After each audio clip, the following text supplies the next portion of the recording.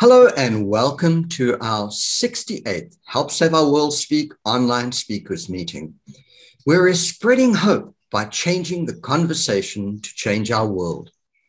I'm Denis, the teacher of this quest for the truth, change and transformation, based on my book, Beyond the Age of Ignorance. The system is rigged against you. To fix it, all we have to do is to change the paradigm, and you change the world. We, the people of the world, have been lied to, indoctrinated, and domesticated to serve the rich and powerful. Their blind belief, fear, and hate-based plundering paradigm is designed to make them very rich and powerful and to drive the rest of humanity into subservience and poverty and slavery. Just by living your life or living our lives unsustainably in an industrial, technological, civilized, centralized way of life, we've been killing and destroying our natural world. We've become takers and plunderers and capitalists and monopolists who are supporting and growing this absolutist, centralized power, ownership and power-based paradigm. It's a pyramid scheme. We have been destroying our once healthy, balanced, biodiverse, and sustainable living world. Think about it. Our way of life is causing deforestation, desertification, mass extinction, soil erosion, global warming, overfishing, wars, and planetary destruction. At the same time, we're also becoming poorer and creating life-threatening imbalances and instability in all of our previously abundant, life-sustaining, balancing ecosystems. As a result of this, we, all life, and our living world are racing towards extreme suffering and inevitable extinction. It's an unstoppable process if we keep on doing what we're doing. And it doesn't have to be this way. There is another way.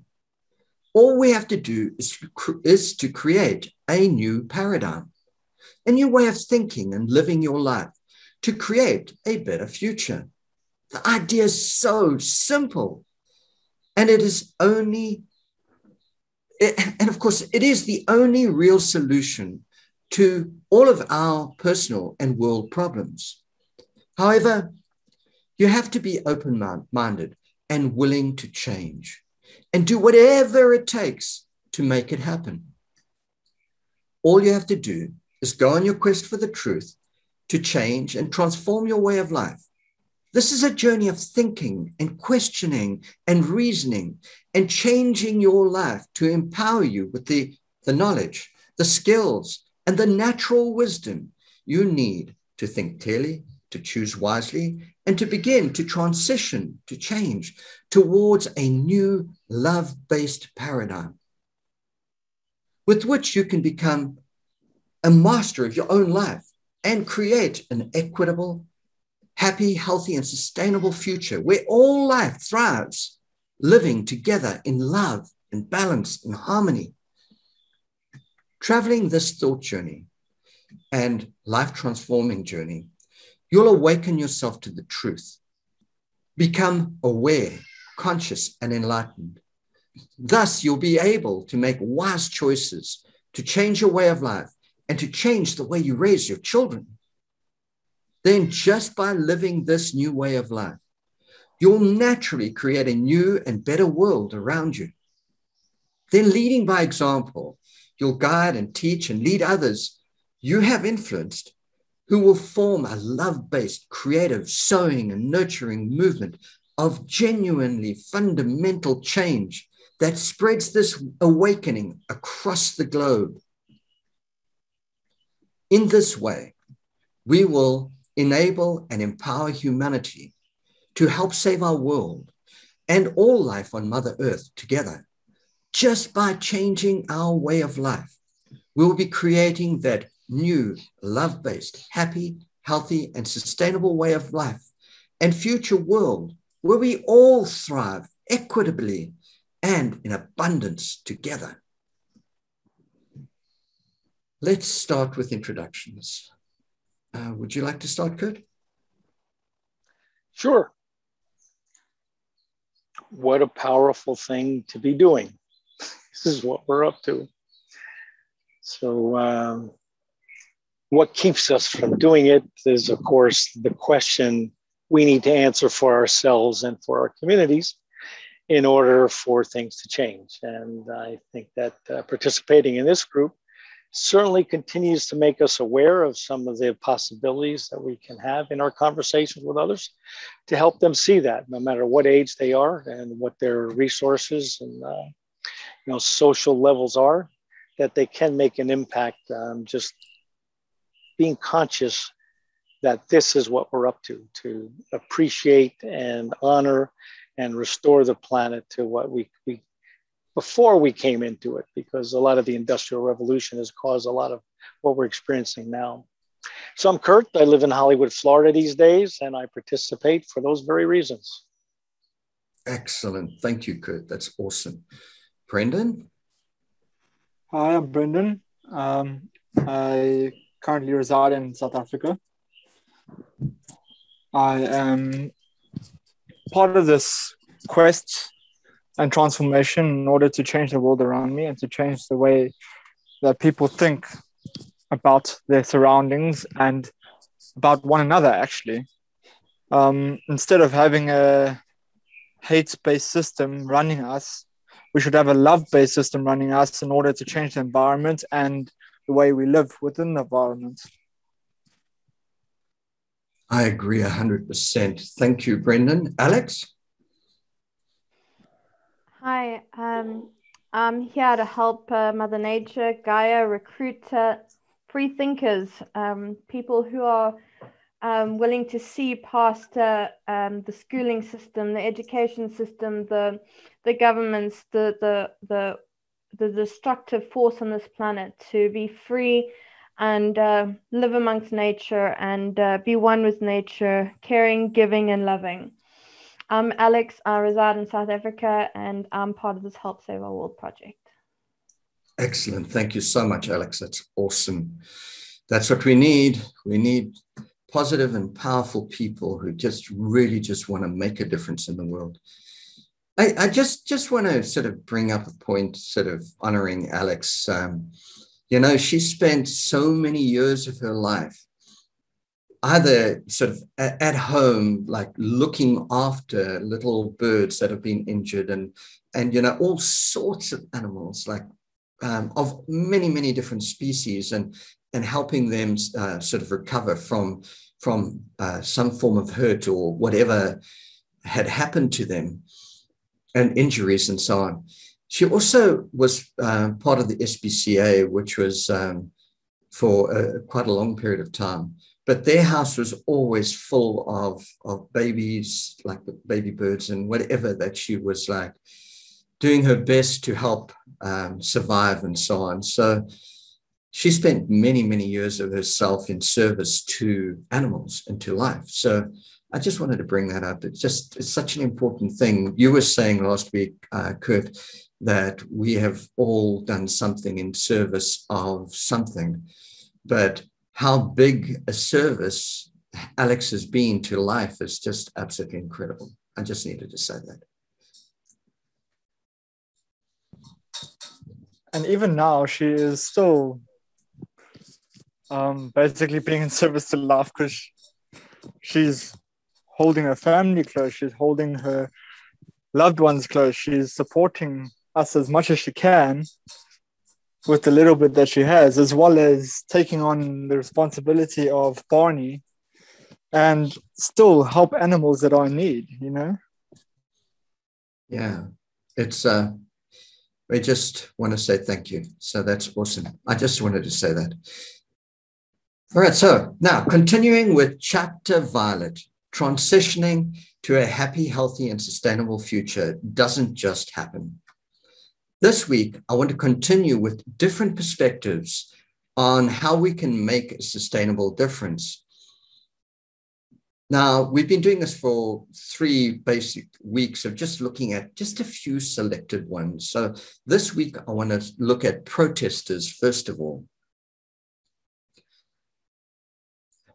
As a powerful collective, nonviolent presence and force for change, we appreciate you.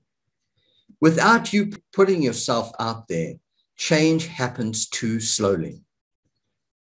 Your protesting for a better world is necessary to highlight and bring awareness to our environmental suffering, our human health issues, and the abuses of our fundamental human rights, as well as being a positive voice for the voiceless ones. With sheer numbers of us supporting protests, we become a tremendous people-powered force for change. So we need those of you who care about the future and are willing to put yourselves out there, to hold big money and big business accountable and power accountable, and drive change to ensure we survive extinction and provide for our children's futures. However, this opposition does not create a sustainable future. It's taking your focus, time, energy, and effort away from creating and growing a better future. Fighting against something is only one way to bring about change. Another way is to give more of your time and energy to help sow, guide others, and grow a different future. In most cases, becoming a creator instead of a blocker or a stopper is the better option. Yes, we need your opposition to big business interests, big money owners, CEOs, managers, and workers in corporations who don't care or don't have a choice and are just caught up with that process. So what you do is essential for our survival. How you live your life matters. What you think, say, and do matters. As humans who care, you were not born just to fight against the oppressors, the takers and destroyers. Protesting and fighting against might be a short-term help to bring awareness and, big political change in laws and bills and so on.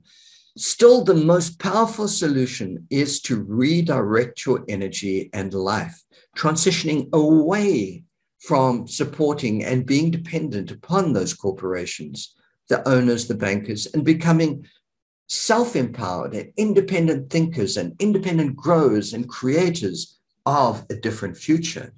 Because the moment you do that, you're empowering yourself and you're empowering life, and you're disempowering those who control you and you feel you have to oppose. Now, we, the people who care, must also become part of the solutions. We are either fighting against or fighting for. What do you choose to become? Do you choose to become to be negatively fighting against the negative? Or do you choose to be a positive sower, grower, designer, creator of a better alternative, abundant and sustainable future? If you choose the latter, you and your world around you will become the change you wish to see in the world. Thus, you will become the future leaders who lead others to do the same. Protesting, as recently happened in India, with the Indian farmers en masse shutting down major cities to prevent politicians from selling them out to the capitalists, is an example of a time when it is time to protest.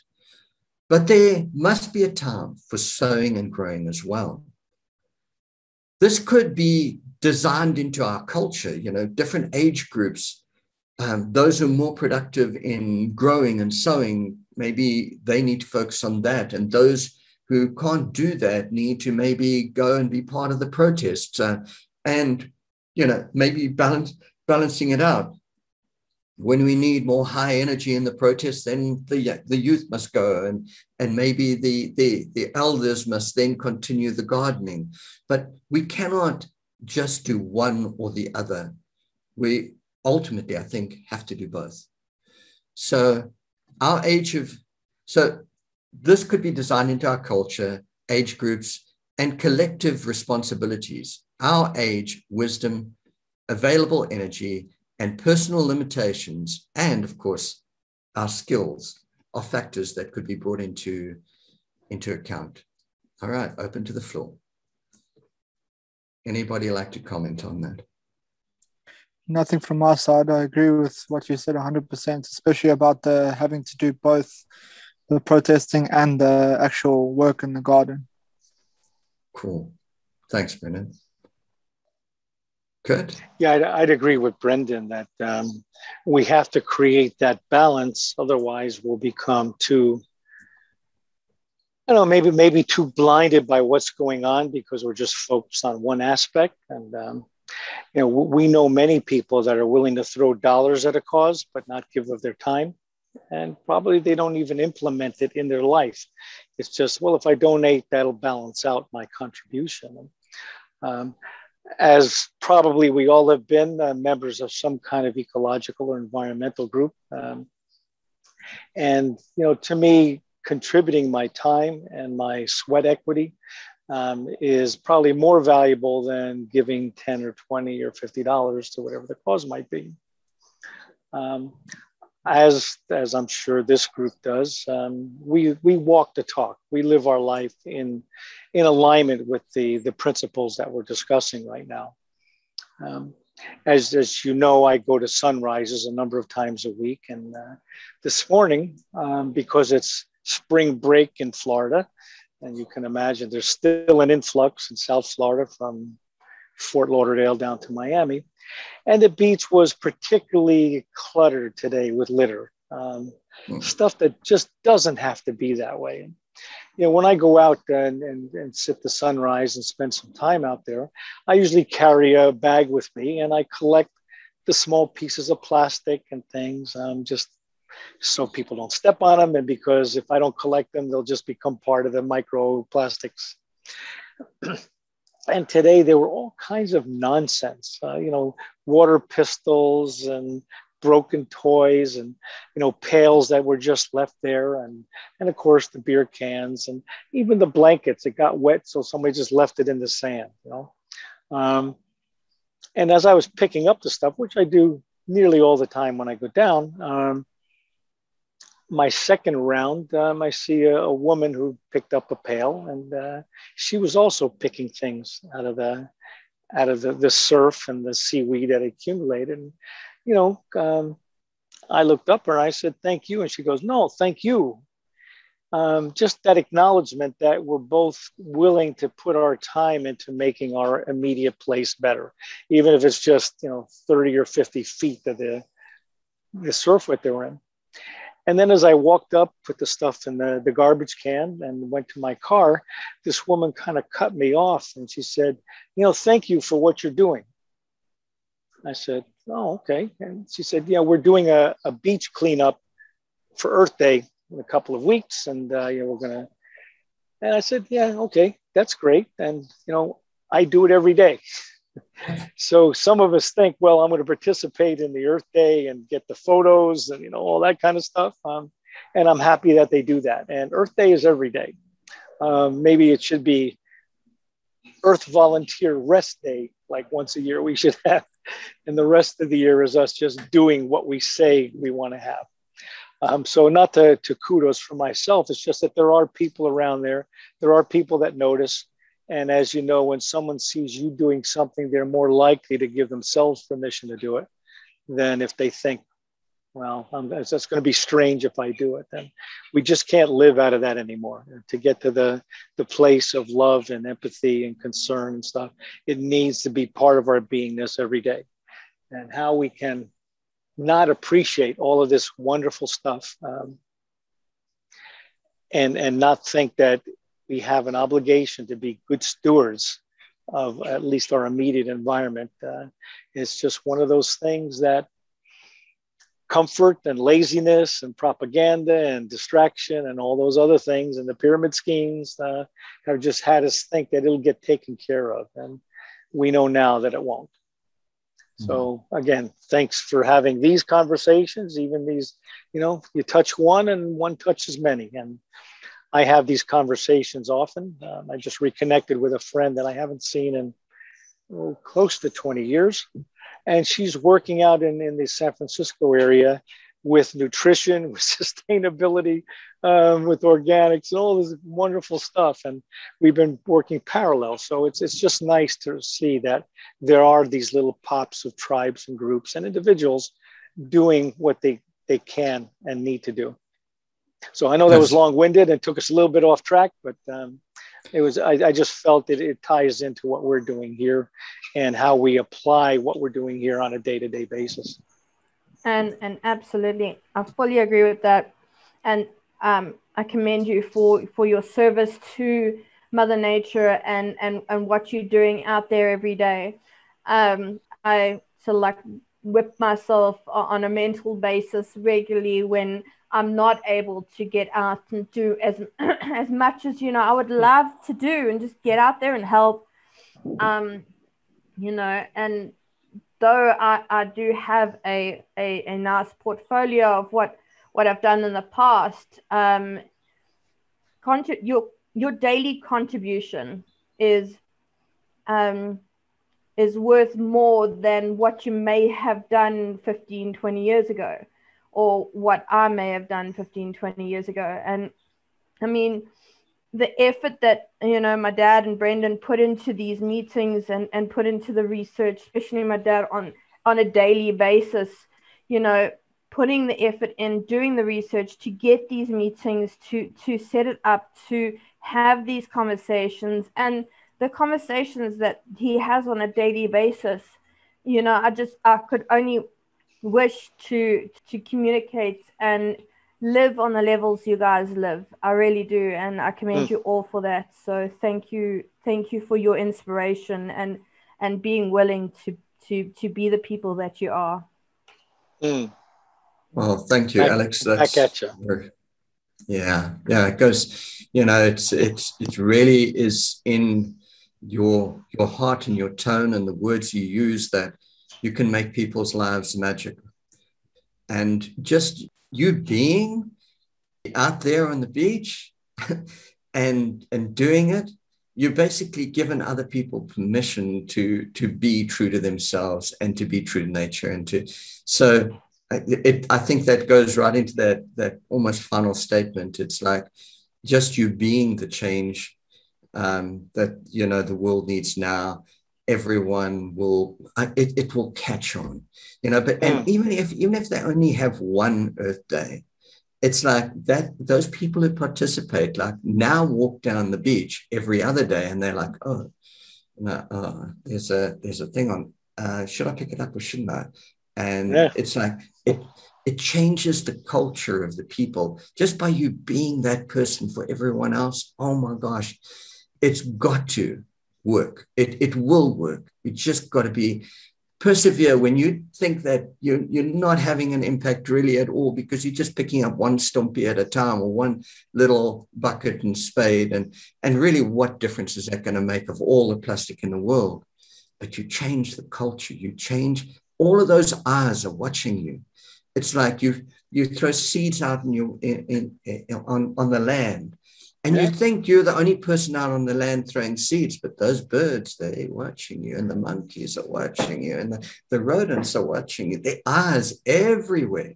So be that change, and it won't go unnoticed. So awesome stuff. Thanks, guys. That was just brilliant. So let me carry on to the next one that I have prepared.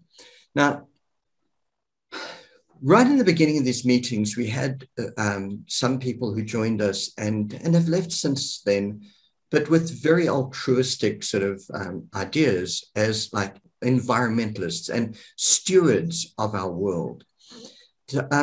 Now, to me, this is really, really, in some ways, it's a really, really important perspective. But I have a few concerns with it. So let's have a look. Your concerns and abilities are valued and appreciated as an environmentalist.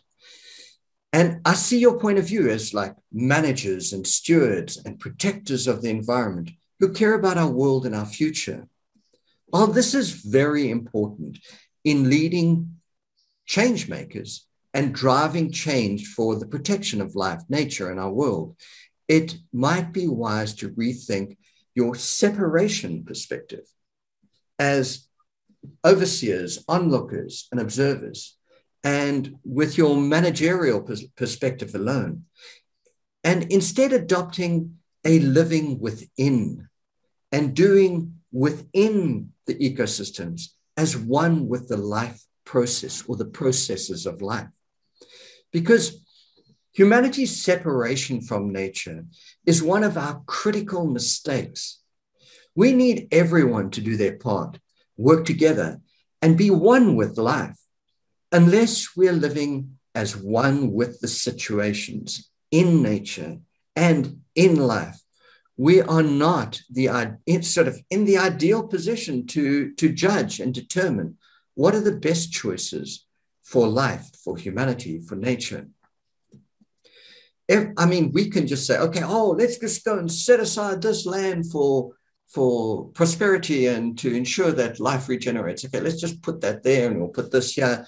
And by excluding humanity and excluding certain animals and whatever, we're maybe doing far more destructive things by setting it aside than being more of an earth caring and an earth and sharing and fair share and being. If we're all part of the ecosystems thrive. But you can't adopt this exclusivity principle or exclusive principle. If you do, then of course it won't work and it won't be sustainable. So because of this, humanity's separation perspective from nature is one of our critical mistakes. We need everyone to do their part, work together, and be one with life. Unless we're living as one with the situations, nature, and life, we're not in the ideal position to judge and determine the best choices. I've said that part, but anyway. Every one of us can be part of the solutions throughout the spectrum of human choices and behaviors. We must be part of the living world, planting, nurturing, growing, picking, preparing food, and even eating it. We are all essential living functions or parts or relationships with nature and everyone's sustainability effort as well. Nature needs us to be part of the ecosystems. As a child, when we left our sustainable eco-village and piece of land that we grew up on, it did not take long before the living systems had all died out because of the absence of us being sort of like the catalyst or the integral function to make all of those things happen. We all need to return to the earth and get soil under our fingernails and grow our healthy, happy, and sustainable future. No one of us as humans are separate from life itself. Without a connection to living in the real living world, we might be inclined to make some historical mistakes that we have been making throughout history because of our poor judgment. Sustainability needs to be sustained. Sustainability can be planned and designed for long-term water harvesting, succession planting, biodiverse and long-term perennial systems. Sustainability needs to be planned, sown and grown and created with sustainability in mind. It must be remembered that without living the core principles of this Help Save Our World philosophy, connectivity, movement, vibrations, cause and effect, change, giving and receiving, magnetism, gravity, relationships, love, balance and harmony, and natural agriculture, polyculture and permaculture design, and the growth and development, we will not have a sustainable future. All right, open to anybody on the floor. I think my only concern with ecologists is their inability to see the bigger picture. They're very directed or focused on one aspect and one aspect alone, and not the bigger picture. You know, it's all about the elephants, and the elephants are dying, and we've got to protect elephants, and we'll go out there and do like blockades and whatever, not protest, what they call when you steal ivory. What are those guys called? Poachers. Poachers, yeah. Yeah. Let's go stop the poachers and let's get involved there. But they don't consider the environment the elephants are in. They don't consider the water situation in that region. They don't consider the earth and the destruction that the companies around the property are doing. They're really focused on one aspect and one aspect alone. And that is my only concern there. I love that. Can I comment on that one? The thing is specialization does lead to like a disintegrated perspective. And you can't blame necessarily, yes, there is poaching just for big money and big business to have tusks go over to China and so on. And there is all of that. But if the people in the region realize the value of the elephants and maybe tourism to see the elephants and were able to sustain their lives as part of that ecosystem, instead of being excluded as like, oh no, you're destroying the environment for the elephants, be included in this inclusive way of thinking, then they have a way of life. So they don't have to now go and poach and plunder. And then they will naturally become the protectors of the environment because their livelihood depends on it. And that's what happened with the gorillas in I think it's in the Congo. And what we had was this bushmeat and this hunting and everything of the gorillas because people were desperate. They were trying to survive, and all they could do is kill and destroy the environment to take something to market to get money. But then, of course, there were philanthropists and people who invested in supporting the people to create, or maybe not to farm as much and encroach onto that critically important ecosystem in which the gorillas live. And now, because the people's needs are being seen to, they on and it is now sort of a protected tourism sort of place to go to. Now the people protect the gorillas and they're starting to repopulate. So it has to be an inclusive thing. And I agree with that concept. The concept is specialization in science can be very destructive. We need to be holistic viewers of our world. And I'll bring that up in the next thing. So anyone else, Kurt? Yeah, I think there's a need for specialization because we all just can't exist on the theoretical end and the management end. We need feet on the ground in certain places. Obviously, sustainable gardening doesn't exist unless there are farmers, right? Not just people who can help plan cities or. So I think we need it. And for those that can't think on the big picture, but they want to, I think the phrase was think globally and act locally. That brings the specialization in where do what you can with the resources you have where you're at, right? And that's probably the best thing that we can ask of people. At whatever level you think you're capable of, do your best. It just brings to mind that if we could harness the same kind of power that created these pyramid monolithic schemes of domination and control, if we could harness just like 10 or 15% of that and with the same diligence build the world that we're talking about, versus continuing to live under this system that we don't understand, we know subjugates us, but we're still part of it and feel there's nothing I can do. Well, some people go to protest, and that's what they do. And again, protest is something we need. And usually there's a protesting for, not just protesting against aspect of it. So I think the ability to have specialization, little pockets where people can apply, like, picking up the garbage on the beach. Nothing wrong with every family that goes to the beach, gets a bag on the pole, as they walk onto the beach, and they carry out their stuff. It's not a big deal. It probably wouldn't cost a lot of money to have those poles at the beach, but you're having people be responsible for their environment. But it's that global shift that we're also talking about on these calls, and this group is how do we change the paradigm of the already existing conversation of, well, this is the world I was born into, and I just have to do the best I can within it. And it doesn't have to be that way. We're here to create the world that we believe is worthy of living in, and that we're worthy of having contributed to. So I think we need both of those. We need the specialization and the global thinking in order to accomplish what we're up to.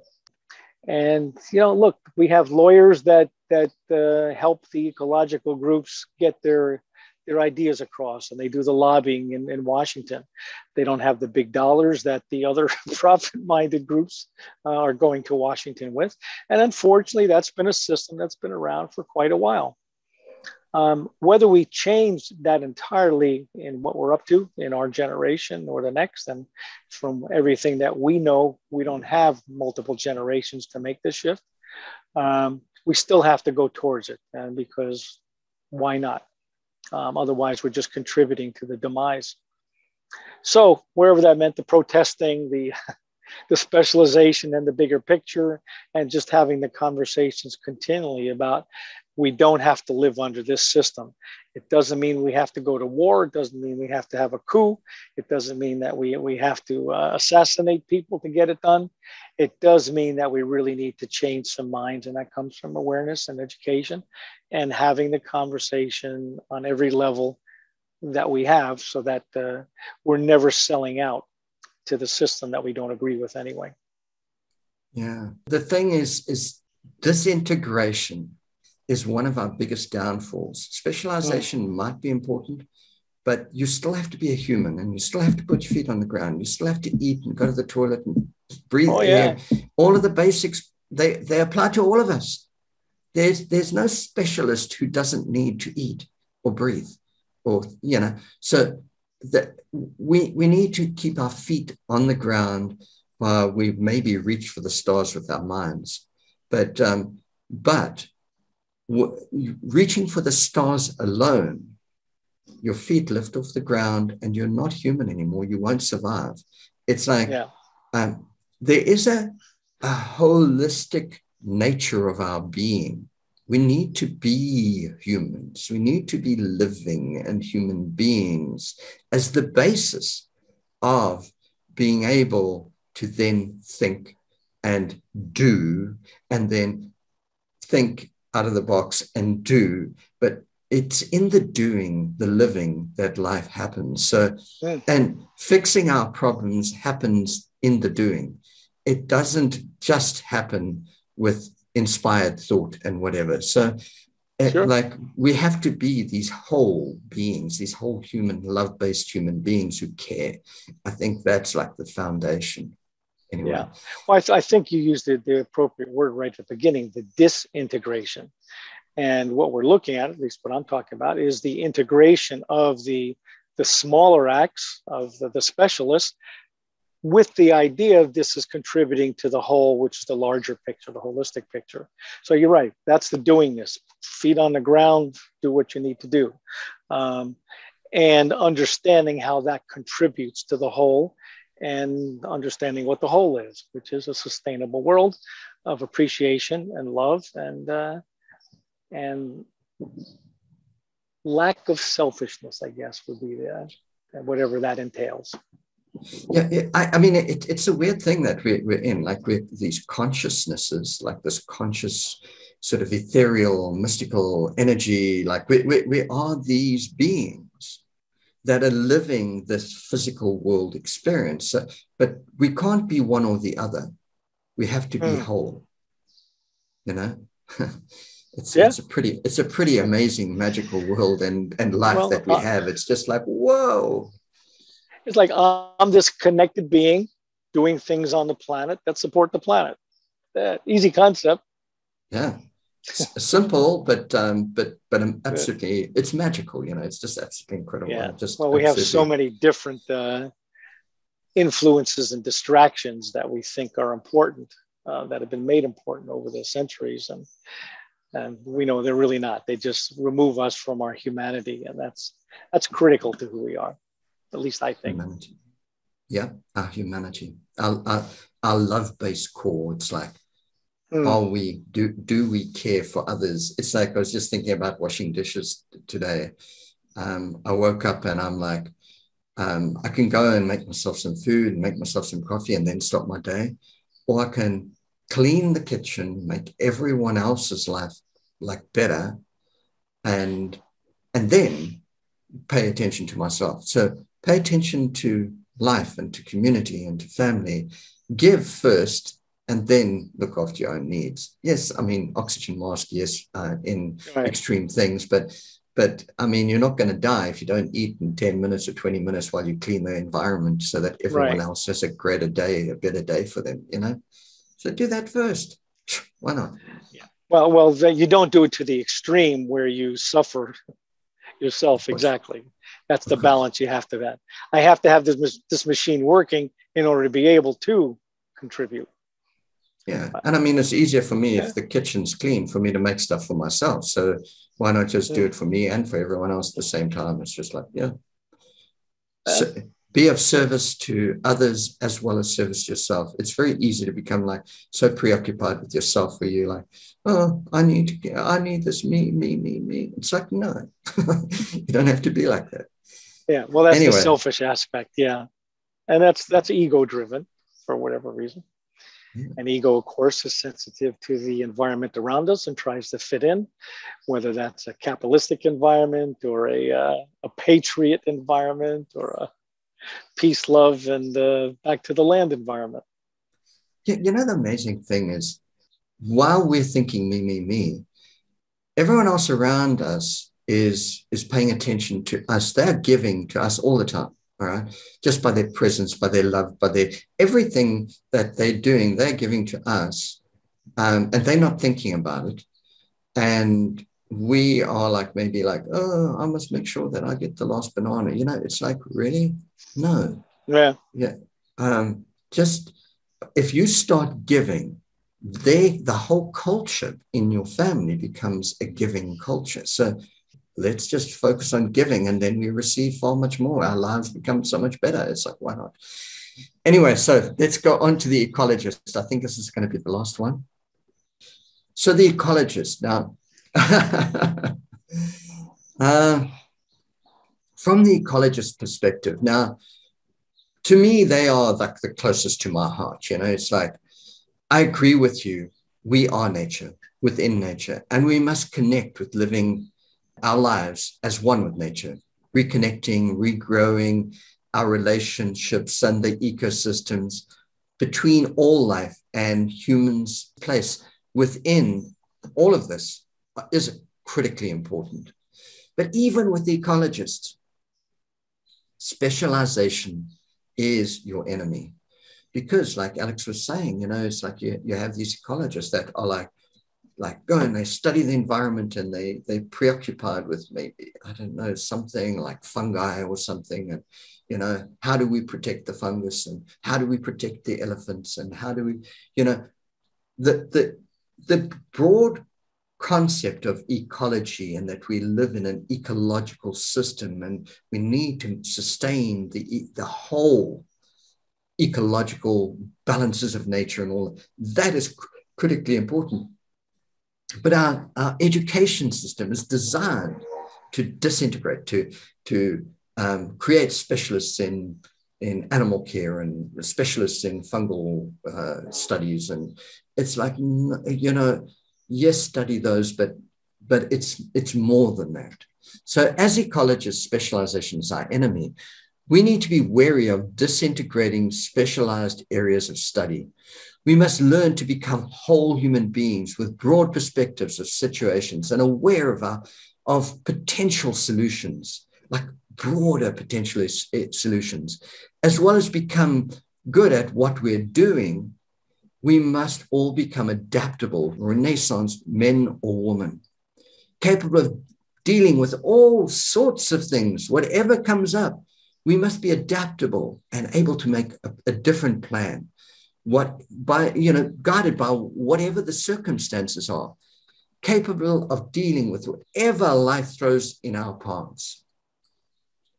It's also critical that we must relearn the natural lessons from the past and apply solutions to them to ensure that we don't continue to mess up as we have done in the past, like understanding the historical effects of slashing and burning, wars, monoculture farming, poorly managed overgrazing of land, poorly grown foods and lack of biodiversity, and poorly managed water, putting in big solid cement dams and cutting off all water downstream.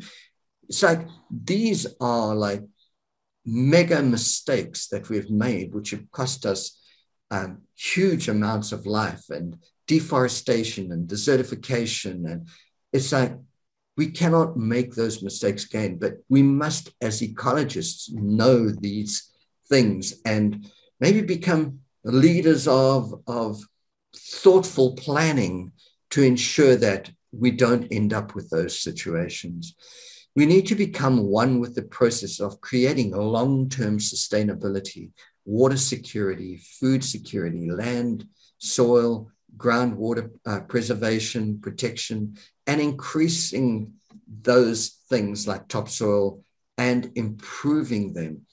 You know, we can be a negative drain on our ecological systems, or we can be part of the function of growing these future systems into abundance. It's like, you see the waterfall behind me. If we're growing and expanding the living systems, they hold on to the soil and create life and habitat for all around them. And the water then migrates through the soil, filling up the groundwater and filters out any particles. And it becomes these beautiful mountain streams and little waterfalls, which are so inspiring and they just raise us up. You know, it's like, oh my gosh, would you prefer to live in this or cement concrete jungle with carbon and soot and runoff and pollution and plastic? And what would you prefer to live in? I think any human being that has any idea would choose this. We all need to live as one with Mother Nature and care for her, because we are elements or parts or family of Mother Nature. Humans are the critical factor in ecology.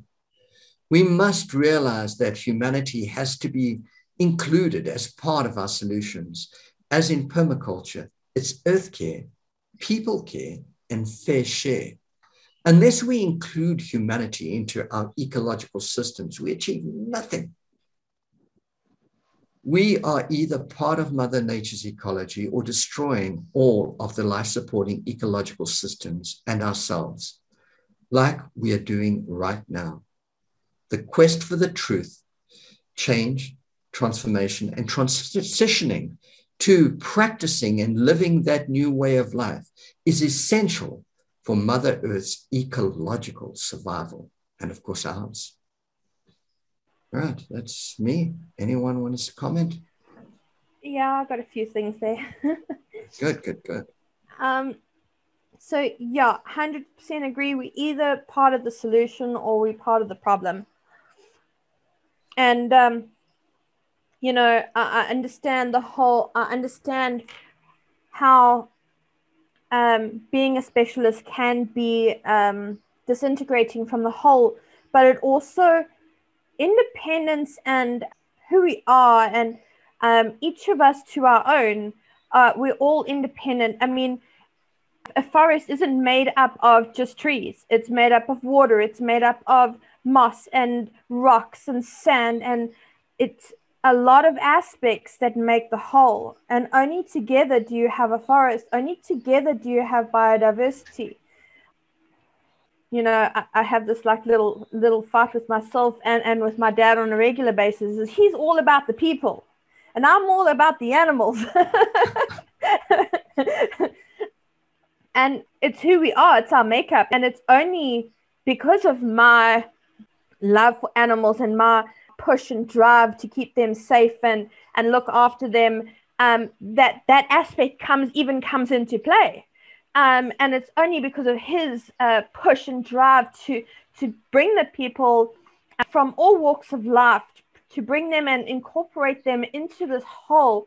Will the people even exist or even come into the mix? Because it's only because of who we are that we are able to bring the whole together. So our independence and our own upbringing and our own version of us also brings a whole biodiversity to the mix. And I'm no doctor. You know, I would border on herbalism and things like that, but I'm also no herbalist. And if we can have doctors and herbalists and acupuncturists and their own specialized version of who they are, their makeup, who they are, coming together as one to create these magnificent eco-villages, sustainable across all versus medical and plant and love for nature and animals and people, does it become a whole? So specialize in your own rights, but don't forget about the whole. Don't become so directed and so, you know, that you close off everything else and you block out everything else. Specialize, but don't be closed-minded. Kurt, you want to respond to that? That's awesome stuff. Passionate as anything. I love that. Yeah.